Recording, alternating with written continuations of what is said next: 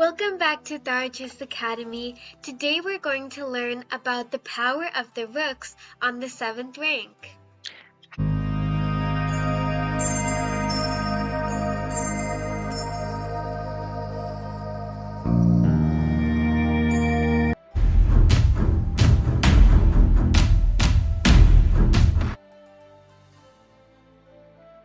Hi everyone, for today we prepared an interesting topic for you. So let's start with the positions that you can see on the chessboard.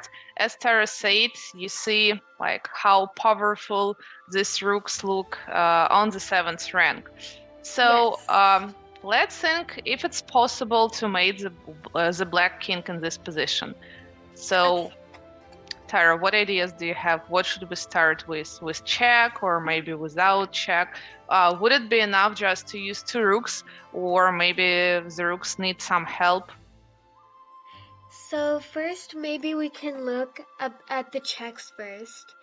So we know that we can't go to C8 or D8 because the black rook guards the 8th rank. So that doesn't work. So maybe we could try something on the 7th rank. So first, let's try to move our rook to h7 and give a check. Yeah, so the king escapes. I don't think that it's so good for us just to move the rook back, so maybe it would be better to use this rook from c7. And then, of course, we move it to g7. So the king moves here, and maybe we can keep in mind that would be nice plan to make a roller mate. So let's see if it works. Okay, so if we move our rook to h8, it also looks like a skewer and a checkmate, but let's think carefully. How could the black king escape the attack? Yeah, the king could capture the rook, and so this is just a check. Yeah. And then, so yeah, and nothing much. So we just lose our advantage. So probably just 2 rooks in this position is not enough for making a checkmate. Let's think if we can defend. And by the way, which rook should we defend? That one on g7 or on h7? So I think the problem here is that if our rook goes to h8, the king would capture the rook on g7, so maybe we could try to guard the rook on g7. So let's think how we could do that. Yeah, probably we have to move the knight. I think it could be both of these moves, h5 and f5, so it's up to you which one to choose. So we have 2 moves, and let's just start with f5. So knight to f5. Yeah, so the king can't escape because like king k doesn't work, doesn't make any sense. I don't see how black can protect the king, and no matter what next move or one move later, black will be mated on h8. Of course, like just rook h8 is the move that takes some time, but after rook takes h6, there is still nothing black can do against rook h8. Yeah, so just... And we have roller mate. So it was an example how you can use 2 rooks at the 7th rank, but even sometimes just 2 rooks wouldn't be enough for you, so don't forget to use as many pieces in your attack as you can. And probably we can go to the next position. Okay. Yeah, so you see that now white doesn't have 2 rooks at the 7th rank, just 1 rook on c7, but who knows, maybe it also would be enough for us. And yeah, so white has a queen and the knight, black has a rook and the bishop for the...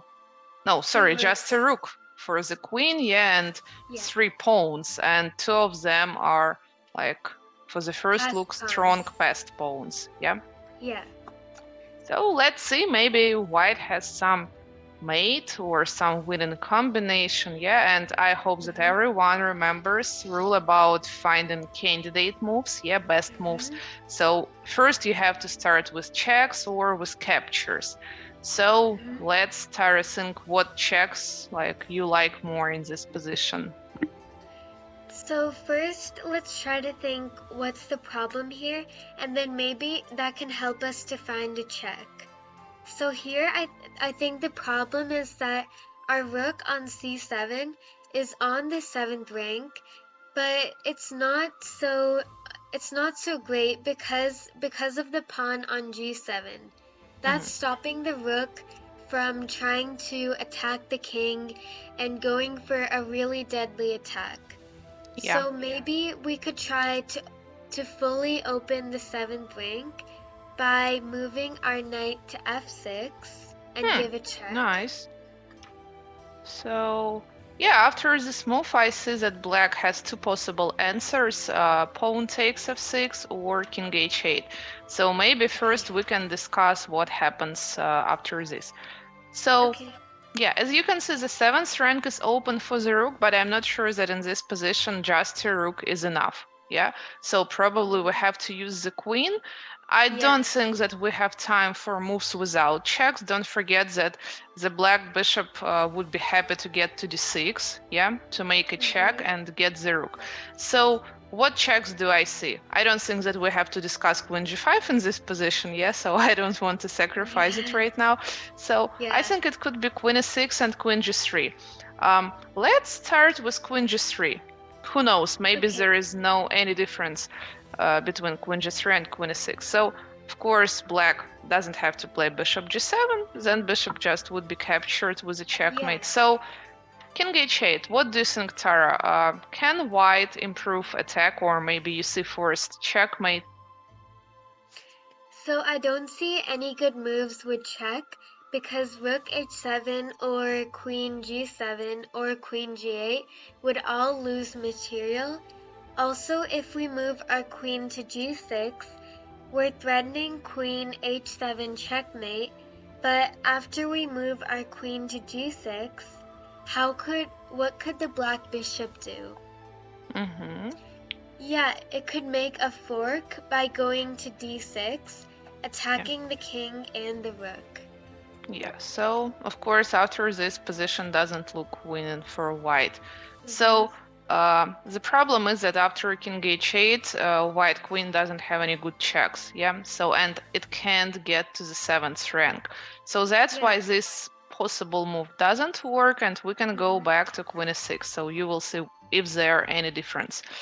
So the king moves here, and we still can try to get to f7, so why not? I want to mate on h7 in one move, but then bishop still gets to d6 and we lose the rook. So if it's possible for you to have all the combination with checks, with forced moves, it's better not to risk. So you give less chances to your opponent to save the position. So queen f7 may look very good, like you have two pieces, the rook and the queen at the 7th rank, but you see, because of bishop d6, you can just get into trouble. So that's why it's better to continue with check, yeah, we can capture the pawn, and we still get to f7, next move, but now we get to the square with check, yeah? Yeah. So, and after king h8, Tara, what will you do? We can make a checkmate by moving our queen to h7. Yeah, sure. So just queen h7 is a checkmate. So let's go back maybe and go through this 5 checkmate combination one more time. Yeah, so check. We get to the 7th rank and then a checkmate. Yeah. But if you remember, I also said that in this position, we have to think about all possible answers, not just for ourselves, all possible moves, but also about all possible moves of our opponent. So let's think what happens if black plays king h8. Okay, if black plays king h8, what we should try to think here is we tried to open up the 7th rank, but black denied this. So what we should do is try to open it up again. So the same idea. And we can do that by sacrificing our queen by moving it to h6. Yeah, by the way, it's the only possible check in this position. So we have just like one candidate move with check. But when you sacrifice your queen, you have to be sure that your plan works. So you have to calculate everything like in your mind without moving the pieces. So the only move that black has is taking the queen. Yeah, and what should we do? Okay, now we can make a checkmate by moving our rook to h7. Yeah, so that's very nice. So you see, after king h8, we made the king even faster, just mate in 3 instead of mate in 5. Yeah. Okay, so let's go to the next position. Yeah, we're still gonna think how powerful controlling of the 7th rank could be. Yeah, this position looks just really different. Black wants to mate us in one move. Yeah, roller mate. So if we capture the rook, it's defended by the bishop. Yeah, so I don't see any like good checks. So rook a8, the king escapes. So, but I see that this bishop is undefended. So maybe it's just a free bishop. Maybe it's an Easter gift. So let's. Yeah, and what's so good about capturing the bishop is that we're not just capturing, but we're also giving a check. That's why black doesn't have time to checkmate us.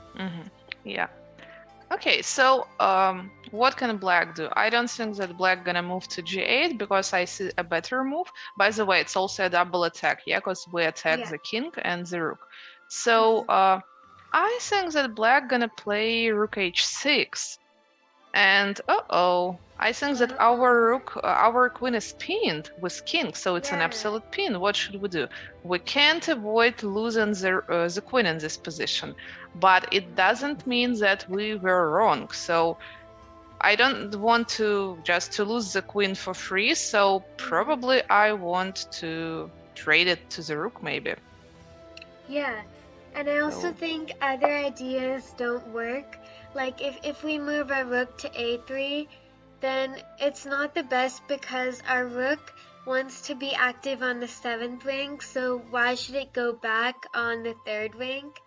Also, if we try to move our pawn to b6, because the rook can't capture it since it's pinned, but then black could get the queen entirely for free. So what the best thing for us to do here is to just trade the queen for the rook. Yeah, let's try. So after this exchange, it looks like this endgame is absolutely equal. No one has any extra material, but I see one important detail. The white pawn is much closer to the last rank than the black pawn, and the black king is far away, so it can't help. So probably we just have to move the pawn forward. Of course, black shouldn't ignore this. I don't think that we have to spend our time on moving the rook to d1, to d2, to d3, checking the king. Yeah, so like finally the king avoids these checks. So let's just concentrate on stopping the white pawn. So we can discuss rook d8 and rook b2. By the way, mostly when you play rook endgames, it's better to have your rook on the active position. And if you put the rook behind the pawn of your opponent, it would be a better position for it. So that's why let's start with rook b2. Yeah? Okay. So I don't think that the white rook has to move to a6. It looks much better if the pawn moves to b7. Yeah, the pawn becomes defended, and same time it gets closer to the last rank. So what is our plan? I think we want to make a check, rook a8, and then promote. What can black do? I don't see what the rook can do, but maybe the king? Yeah, so maybe if the king tries to escape to the 7th rank to avoid the check, we can still win.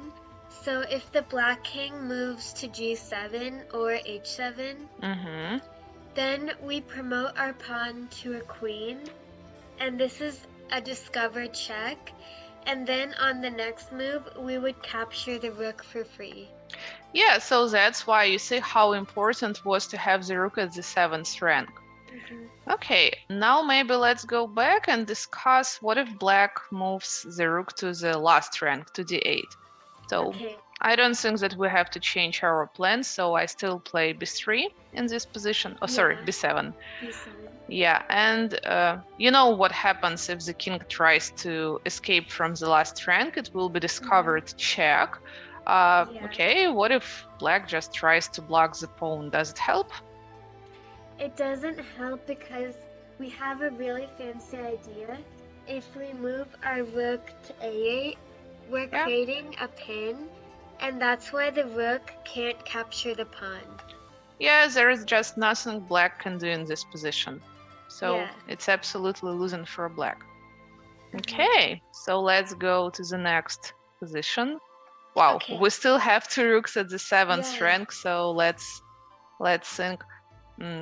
I don't think that for now rooks, if they're gonna stay at on this square c7 and d7, we're gonna make any big problems for the black king. So probably we have to put them like back to h7 and g7, right? Okay. But I don't like to start with rook h7. Maybe we give some time for black. This move is without check. So I prefer to start with rook g7 first. Yeah. Yeah, I Um, agree. of course, if the king moves to h8, you know what to do. You just move your rook to h7, and the second then rook you can move to g7. G7. Yeah. So black can play king f8. Yeah. So is it still possible to follow our plan and to have both of the rooks on h7 and g7? So what should we do? I think it still is possible because if we move our rook to h7, we're actually threatening a checkmate to move it on h8 on the next turn, and black has no way to stop the checkmate. And if they move their king to g8, let's see what we can do after. Yeah, maybe we just follow the plan and continue with rook g7, yeah? Yeah. I think this position is similar to the first puzzle that we discussed, yeah, and white was able to move the knight to f5 or h5 and to defend the rook on g7, but not this time. So what should we do? You see, still two rooks are not enough for us in this position, so what should we do? So maybe we could try, if two rooks aren't enough, maybe we could try to bring in another piece. So maybe we could try to bring the knight further into the position. So we could bring it to g5.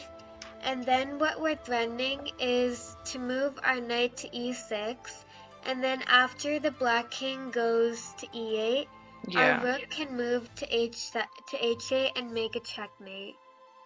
Yeah, so, but you know, the problem is when the knight is on g5, it could be captured. So maybe some chess players not gonna move it there just because, okay, I'm losing my knight, why should I do this? But let's discuss, yeah, what happens after this f6 takes g5. So after the pawn captures the knight, what it lets us to do is it opens up the pawn on f5 again, so the pawn can move to f6 and guard the rook. Yeah, so it's interesting. Instead of the knight, now we have a pawn that defends the rook. So very good that black doesn't have any checks for the white king, so we don't have to spend our time on defending it. The king still can't escape, but maybe the bishop can help. So what if black plays d4? Yeah, so the plan is to open this diagonal and just to, move the bishop to g8. Okay. So now we can move our rook to h8 because our rook on g7 is already guarded by the pawn. I agree. Probably black has to play bishop g8. Yeah? Yeah. And now we should be careful how we should capture the bishop, because if we capture with the rook on g7, then the king could escape to f7. So we should capture it with the rook on h8, and then it will be a checkmate. Yeah, so you see, we still control the 7th rank, and that's why now it's just roller mate. So good for us. So very nice topic. So I hope you enjoyed this video, and if you did, please make sure to like, subscribe, and share this video to others. I'll see you on my next video. Bye! Bye!